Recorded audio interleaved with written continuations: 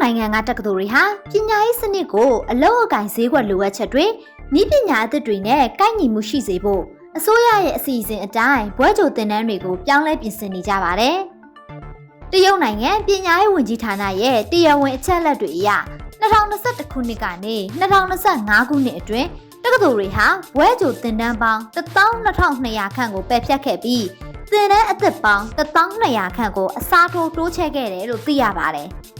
ပယ်ဖျက်လိုက်တဲ့သင်တန်းအများစုဟာအနုပညာ၊ဒီဇိုင်း၊လူမှုအခြေပြုဘာသာရပ်နိုင်ငံခြားဘာသာစကားနဲ့စီးပွားရေးဆိုင်ရာဘာသာရပ်အချို့ဖြစ်ပါတယ်။ဒီဘာသာရပ်တွေဟာလက်ရှိအလုပ်အကင်လိုအပ်ချက်နဲ့မကိုက်ညီတာဒါမှမဟုတ်အလုပ်အကင်ထက်ဘွဲ့ရသူဥယေကပိုများနေတာကြောင့်ဖြစ်ပါတယ်။တစ်ချိန်တည်းမှာပဲတက္ကသိုလ်တွေဟာဉာဏ်ရည်တု AI data သိပ္ပံစက်ရုံနည်းပညာ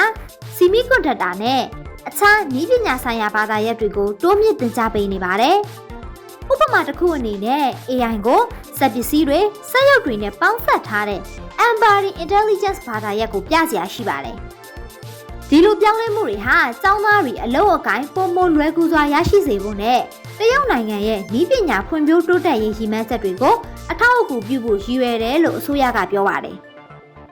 AI နည်းပညာတွေကြောင့်ဒီဇိုင်းပိုင်းနဲ့အခြေခံလုပ်ငန်းခွင်တွေထဲမှာ software တွေကအလုပ်တွေကိုမြန်မြန်ဆန်ဆန်လုပ်ဆောင်လာနိုင်တာမလို့အလုပ်အကိုင်အချို့ပြောင်းလဲနေပြီဖြစ်ကြောင်းကျောင်းသားတွေနဲ့ဘွဲ့ရရှိသူအချို့ကပါဆိုပါတယ်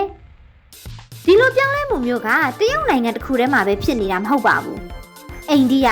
UAE နဲ့ဗြိတိန်အပါအဝင်အခြားနိုင်ငံတွေမှာလည်းကျောင်းတွေတက္ကသိုလ်တွေမှာ AI နဲ့ data ဆိုင်ရာဘာသာရပ်တွေကိုပုံမထည့်သွင်းသင်ကြားလာနေကြပါတယ်။ဒီလိုပြောင်းလဲဟာနိုင်ငံတွေအနေနဲ့ကျောင်းသားတွေကိုဒီပညာအလုပ်အကင်အသစ်တွေအတွက်ပြင်ဆင်ပေးရမှာအထောက်အကူဖြစ်စေနိုင်မယ်လို့မြင်မိပါတယ်။